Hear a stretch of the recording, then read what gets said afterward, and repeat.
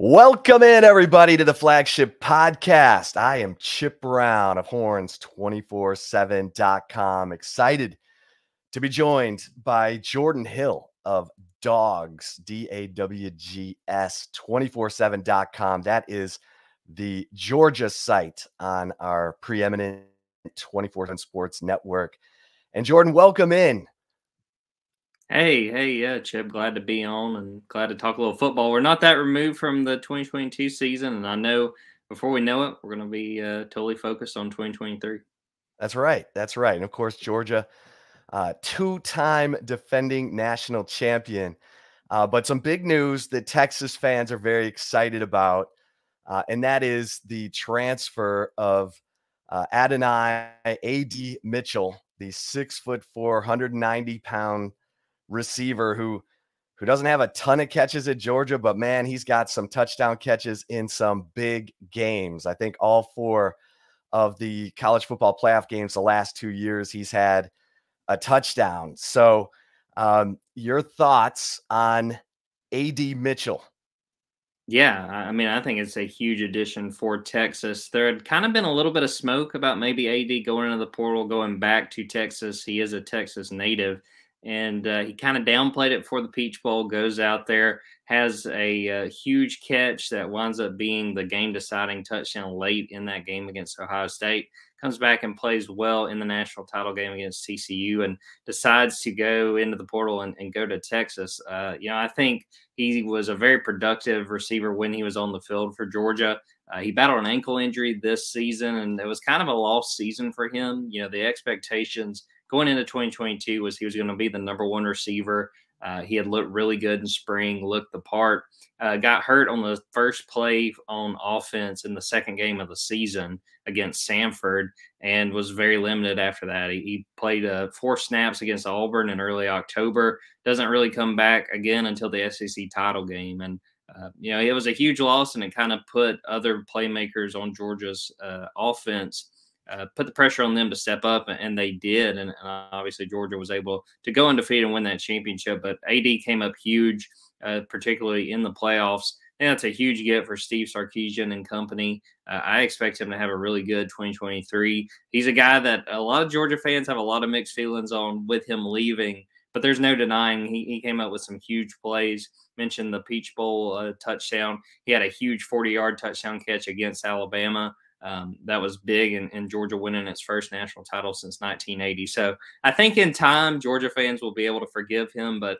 as far as what Texas is getting, huge addition. I expect him to make big plays while he's in Austin. So this was a loss for Georgia. This is a hit.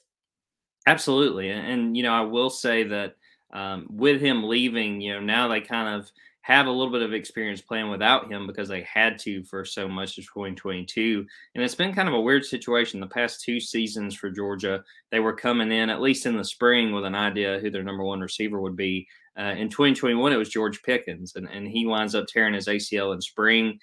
They have to play for the better part without him. And AD was one of the guys who stepped up with George Pickens out.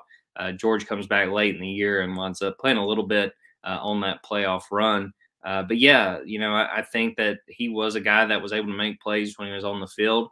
Georgia did really do a good job of taking care of the receiving core in the portal, even before really we heard these rumors about AD. They went and got Ra Thomas, who I would expect will probably fill the X receiver role for Georgia. He was Mississippi State's leading receiver, and you think about how much Mississippi State threw the ball with Mike Leach. Being the leading receiver, that says a lot. And also got Dominic Lovett, who'll probably be a slot guy.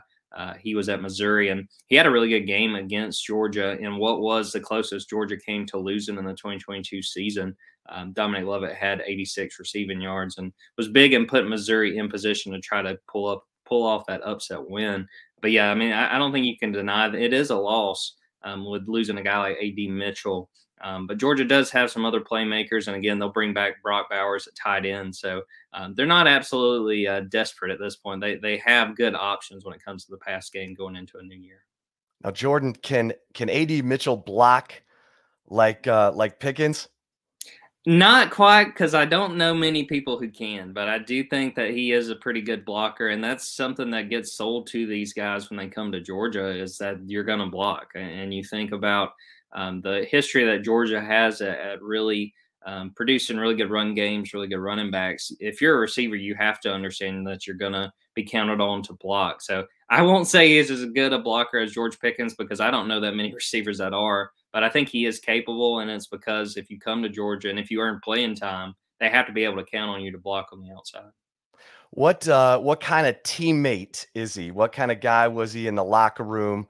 How would you describe his attitude? He struck me as a really goofy guy. I mean, a guy that took things seriously, obviously, when it came to the game, but he was always a fun interview. I mean, I think he was kind of laid back, and I think he was a guy that his teammates really rooted on, especially this year, that they knew how much it meant to him to try to get back. I think he's a guy that, I'll be interested to see, how quickly he settles in because I think he'll do well there at Texas. But everything I ever heard from his teammates, they were rooting him on. They were excited for him. And I'm sure a lot of those guys, and you even see, when he announced former teammates at Georgia, commenting good luck and wishing him well. I think he does have plenty of people around Athens who will be rooting for him. And I think that, in time, hopefully you guys will get a chance to talk to him while he's at Texas. He was a really fun interview and just a good young man. What stands out about his talent, his skill set?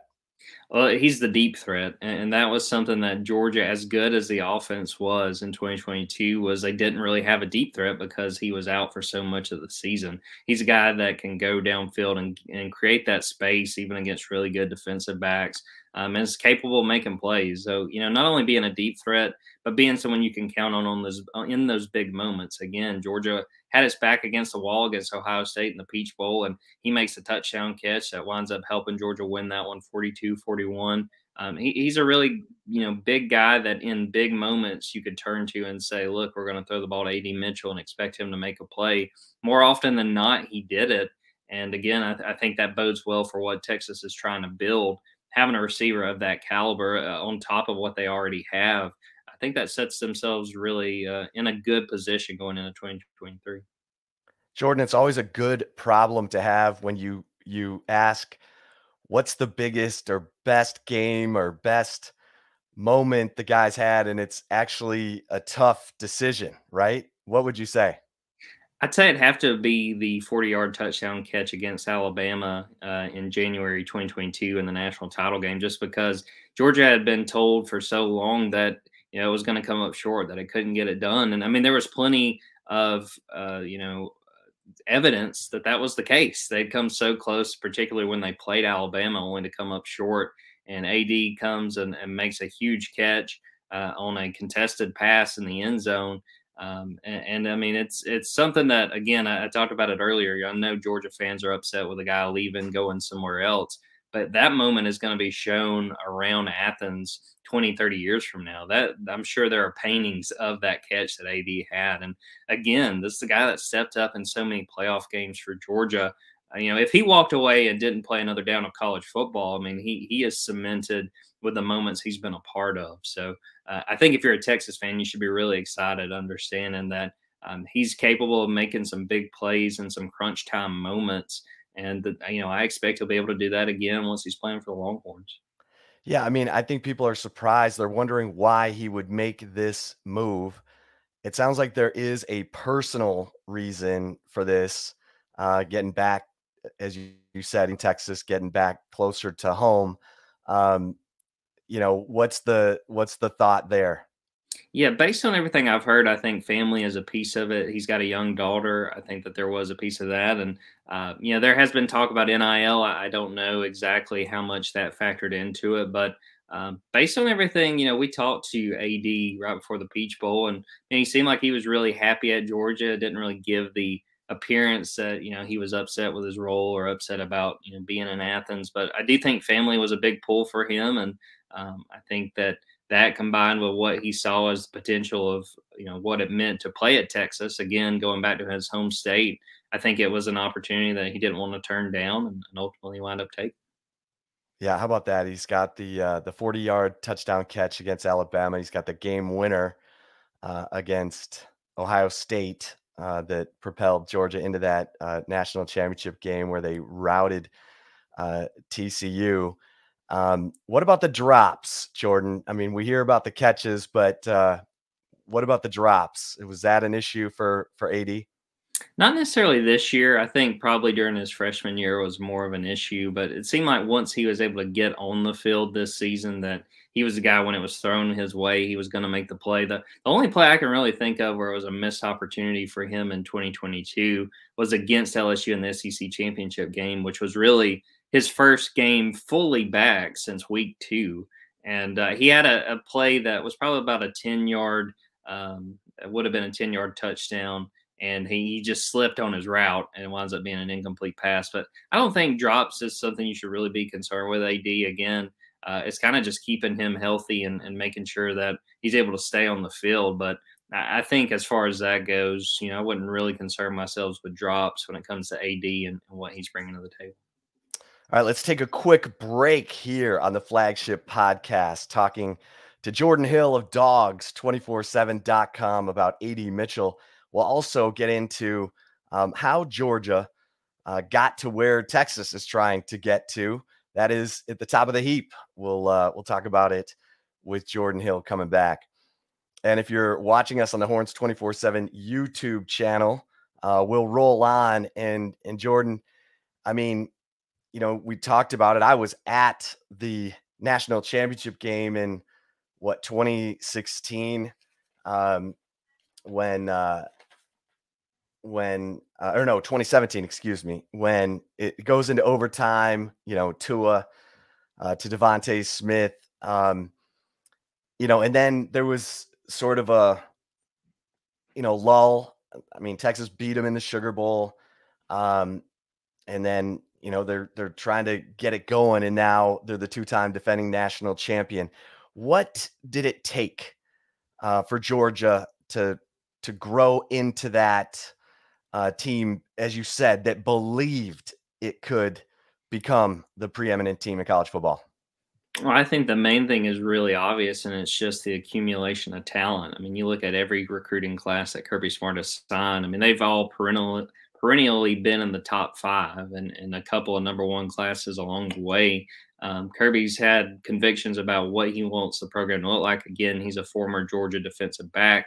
I think he was someone who came in that understood a perception that a lot of people had about Georgia was that it was a sleeping giant, given the amount of recruiting you can do in the backyard of Athens, Georgia, given, again, being in the SEC East, for the longest time, that was the weaker of the 2 divisions in the SEC. It's changed a little bit in the last year or so, but I think that they've done a good job of continuing to stack 5 stars and 4 stars. We talk about blue chip ratio and what you got to have, the amount of talent you got to have. And Georgia's been at the forefront of that under Kirby. I think there's been a lot of growing from Kirby. I was a student when he was in his first year back in 2016. And I think that he put a little too much of everything on his own plate. And I think he kind of learned, one, how to delegate with his assistants. And he's continued, even when he's lost assistant coaches to other opportunities, to hire really quality guys and guys who understand sort of the standard within Georgia.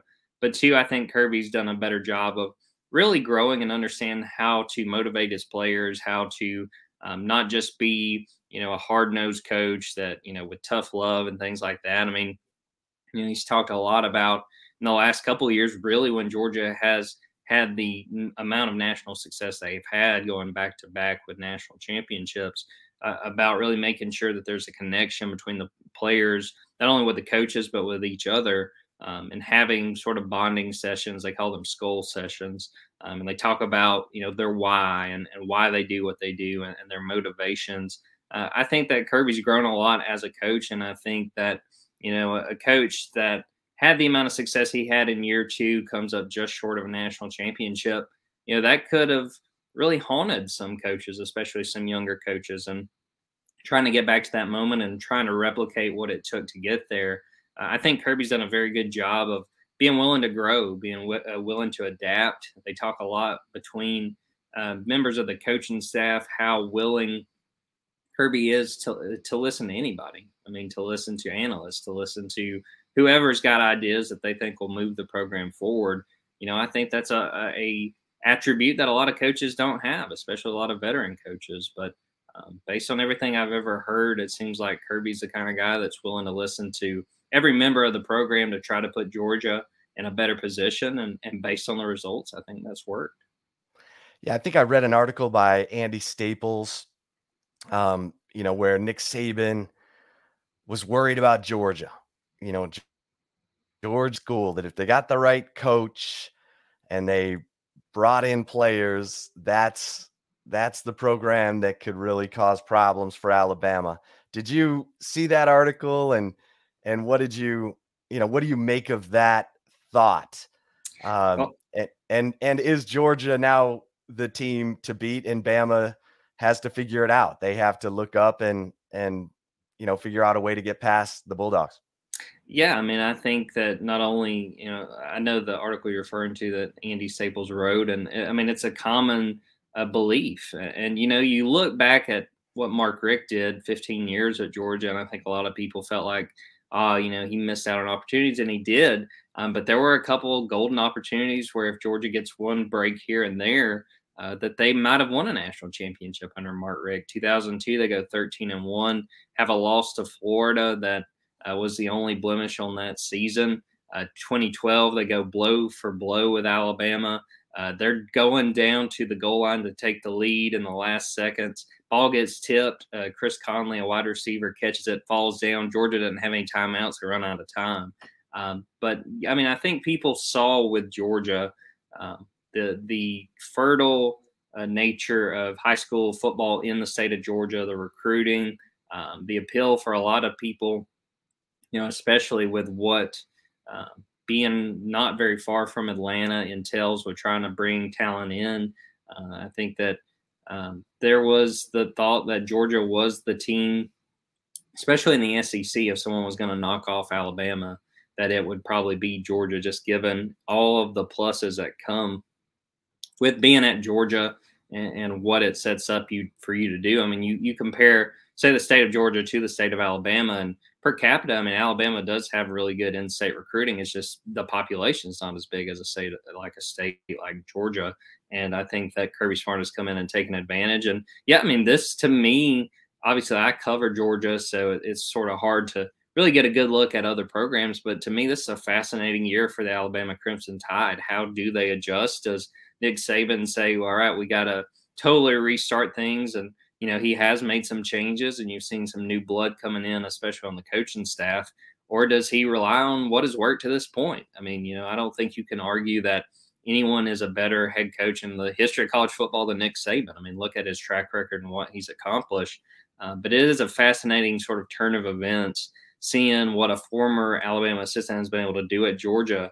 But understanding, I mean, Alabama is one good season away, and they were just a couple plays away from being in the playoff hunt, and just narrowly missed out this past time. So, yeah, I'm really fascinated to see what Alabama could do, because you can't really deny, after going back-to-back, Georgia is at the top of the mountain. But the question going into 2023 is, how long can they stay there? Yeah, I mean, Kirby's, had some turnover on his staff. Jim Chaney, James Coley, now Todd Monken. Of course, he had Mel Tucker, Dan Lanning. Now he's got his old buddy Will Muschamp as co-defensive coordinator. This staff seems like it's got the cohesion, the kind of familiarity that could cause problems, because you're hearing all kinds of stuff, like you said, about Alabama. Is Saban going to make some more changes? And his staff has been picked apart by, job opportunities, including Kirby Smart. And Dan Lanning goes off to Oregon. But you get the sense that this staff, who knows, but it looks like they're going to be together in 2023. Yeah, at this point, it seems like, there's not going to be any significant changes. They've had some support staffers who've gotten on the field roles with other jobs. The biggest question at this point is probably Todd Monken, who you mentioned. He's a guy that a lot of NFL teams are interested in, and it depends on if he wants to jump. and go back to the NFL. He's got NFL experience with an assistant with the Jacksonville Jaguars, was an offensive coordinator with the Tampa Bay Buccaneers and the Cleveland Browns. We talked to him before the Peach Bowl, just generally about his happiness at Georgia. Would he want to go back to the NFL? And I mean, he talked about how happy he was at Georgia. He said that it comes down to winning. I think his quote was, "I would rather be winning in Alaska than losing in San Diego." I mean, he was talking about that at the end of the day, it's all about winning. He was rumored for the Buccaneers offensive coordinator job. That's been a big talk of the last week. I don't necessarily see that happening. I don't think that's a very appealing job. The job that I pointed to that he's not necessarily been linked to is the Los Angeles Chargers, where you've got a young quarterback, where you got so much talent around him. He hasn't been linked there, and he's been mentioned in other circles. I think at this point, he's probably coming back to Georgia. And given that they're losing, Stetson Bennett will be breaking in a new quarterback. If Todd Monken does ultimately decide to come back for Georgia, I think that's a huge win for the Bulldogs going into 2023. Well, Stetson Bennett, you led me right to it. I can't get enough of this guy. I mean, the comeback story, everyone who thought, oh, wow, he had a horseshoe up as you-know-what in winning a national championship with a monster defense in 2021. He comes back. Everyone's like, oh, no, he's going to ruin his legacy. He should have gone out on top. And then, my God, he looked like he was posing for prom pictures during that national championship game against TCU. I mean, he's under center smiling, looked like he knew where the cameras were, Jordan. Tell us something about Stetson Bennett that we don't know. I think my answer would be that he is a very perceptive player. I think, you see how much thought he puts in when he's done interviews. I thought the most revealing with Stetson was up in New York for the Heisman Trophy ceremony. I was lucky enough to go up there, and that's not quite as much local media as he's used to, and he's just really introspective. We were asking him about being in this moment, and he's the kind of guy that if you ask him something, especially thinking big picture, much less, hey, what'd you see on this touchdown to this one receiver, he's going to really sit and really chew over the answer. And I think my favorite thing is he'll start to say something, he goes, no, I can't say that. And he'll kind of work his way through his response.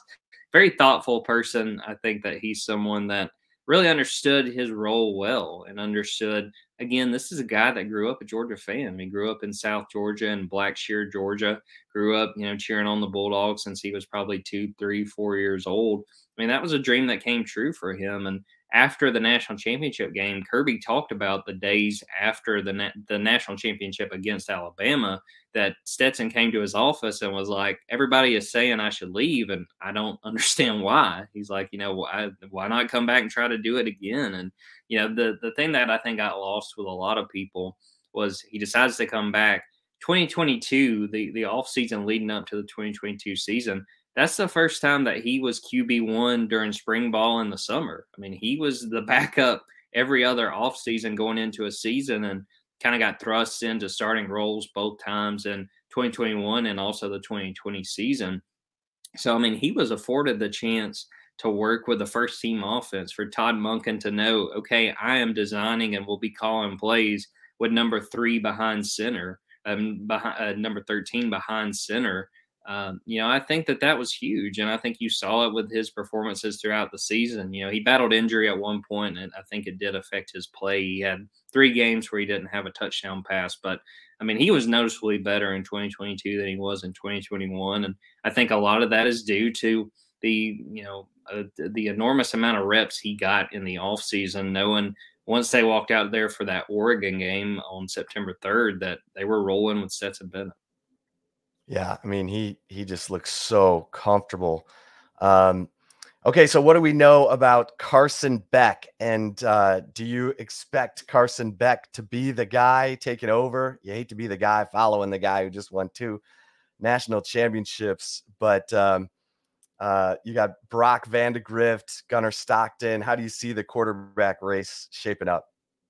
I do think it'll be a three-man race. I do think they're going to open it up, and I wouldn't be surprised if it goes into the season. But it's pretty clear that Carson Beck is the number one guy to this point. I mean, it's his job to lose. He was the backup this past season, got a decent amount of playing time, and played pretty well as Stetson's backup. Not quite as mobile as Stetson, which I do think that whoever winds up playing in Stetson's place, they're just not going to be able to move quite like Stetson Bennett was able to. But a lot to like with Carson Beck. Got a really big arm. I do think he's got a stronger arm and able to throw downfield a little bit more than Stetson could.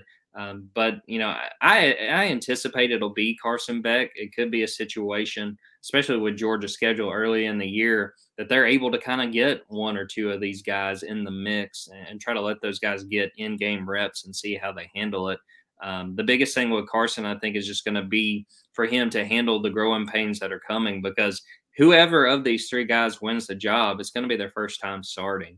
And I think that it's not always going to be pretty. It's going to be opportunities for younger guys to have to learn by doing. And I'm sure Georgia fans are going to have trouble with that sometimes, understanding that they're not going to play perfect. But I think, again, with Todd Monken's guidance and with the expectation, they talk so much about the standard at Georgia. These guys understand what was put on the plate of a guy like Stetson Bennett.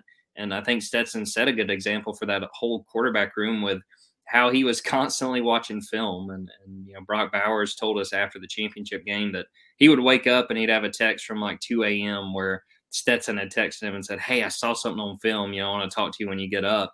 I think that that's great for these younger quarterbacks, understanding that the amount of work that guy put in to have that amount of success, I think that didn't go unrecognized. And again, I think it'll be Carson Beck, but I do think it'll be a three-man race. And I do think that they've got a really good leader in Stetson Bennett to take lessons from and try to apply when they're the quarterback. Yeah, that's huge. Texas doesn't really have that veteran guy in its quarterback room for Quinn Ewers and Arch Manning and Malik Murphy to learn from, with Hudson Card moving on to Purdue. All right, so obviously that's probably, on paper, that's the biggest question mark for the Georgia Bulldogs going into the 2023 season. Any other question marks that need to be answered? Definitely quarterback, like you said, is the biggest one. I would say really other than that, it's more defensive leadership. I mean, they're losing Jalen Carter, losing Chris Smith as safety. They're losing Keely Ringo at cornerback. And those guys are really talented, and they've got talented guys behind them. But, Chris Smith was so big as a leader to step up and kind of keep everybody else in line. Jalen Carter was a guy who didn't say very much, but he set an example of how to go about your work and to handle things. I think that's the big key for me coming off a year. They're not losing quite as much as far as numbers compared to when they were going into the 2022 season, but they just need veteran guys who are willing to kind of, lean on their teammates. And that's something Kirby talked about a ton during the 2022 season. When you have players holding each other accountable, how much of an easier job that makes for the coaching staff. And I think they've got some good guys who are willing to do that. Jamon Dumas Johnson and Smile Munden, their inside linebackers, they were just sophomores this year. I think that those guys are well on their way. They've got other veterans like Zion Logue, Nazir Stackhouse on the defensive line. Got a guy that learned on the fly as a true freshman in Malachi Starks at safety. They've got the talent coming back on defense. To me, the question is who steps up, really keeps everybody accountable and keeps everybody on the same page, understanding that the offense isn't going to have quite as much firepower, at least early on, breaking in a new quarterback and losing some of the skill players they did on offense. Well, Georgia's the team to beat. I asked you for something about Stetson Bennett that we didn't already know. What about something we don't know about AD Mitchell? That's tough. I think the biggest thing was sort of what I hit on earlier, that he's just a lovable guy. When he came up and we talked to him before the season, I'm not sure that he had been made available at all during the 2021 season. He may have once or twice, but just a very laid back guy. He talked about the national championship experience against Alabama, and said, that he kind of had that moment where he makes that touchdown catch, and he said, it didn't really hit me in the moment. And then, I had people after the game talking about, you just made the biggest catch in Georgia history, or, at least in the last 40 years. And he said it was sort of like, I guess I did. So, I think he's a guy that, to the point that he does take his role and what comes with it seriously. I think that he is someone who really enjoys the moment. And I think that, I'm very hopeful that that continues at Texas for AD, that he kind of keeps that approach and has sort of a fun-loving experience with what he wants to, at the same time, accomplish while he's playing for the Longhorns. Well, if Texas and Oklahoma in the Big 12 can get it figured out, I think Texas and Oklahoma are going to be in the SEC in 2024, and AD Mitchell would, possibly still be at Texas, and who knows what the SEC schedule would be, but I guess there's a chance that AD Mitchell could end up facing Georgia before it's all said and done, and that would certainly be a interesting twist on things. Jordan, great stuff, man. Anything else that you think is important for Texas fans to know, either about AD Mitchell or about the Bulldogs heading into 2023? I think we covered a lot of when it comes to AD Mitchell. My biggest thing, and a lot of people I saw online during that national championship game against TCU, as that game got out of hand, people started looking at Georgia's schedule and going, oh my God, they're coming back. And they are, because their schedule is very, very manageable going into 2023. UT Martin, Ball State, South Carolina, UAB, that's their first 4 games. They get Ole Miss out of the SEC West, but it's a very manageable schedule. Again, you're going to be breaking in a new quarterback. I will say, for the people who, have poked at that schedule, Oklahoma was supposed to be on that schedule, and the SEC took them off. And I believe they might have taken Texas off of somebody's schedule, knowing that they're coming to the conference. And so Georgia kind of got stuck throwing Ball State on the schedule. But yeah, it's going to be a situation that I anticipate Georgia will have a chance to go undefeated again based on its schedule. I think if anyone thought they were going away with Stetson Bennett leaving, don't think that's necessarily the case. There will be, I think, some growing pains offensively with a new quarterback, but I think the Bulldogs will be in the mix once again once we get to this fall. Well, it's a fascinating story. It's for those of us who love college football, it's always great to get a glimpse inside the mindset, the mettle of the team that is on top of the heap, and really appreciate the conversation, Jordan. Make sure for all of your Georgia Bulldogs information, get over to DAWGS247.com. And thanks everybody for listening to this episode of the Flagship Podcast. For Jordan Hill, I am Chip Brown. Until next time, we'll see you over at horns247.com. Stay safe and keep the faith.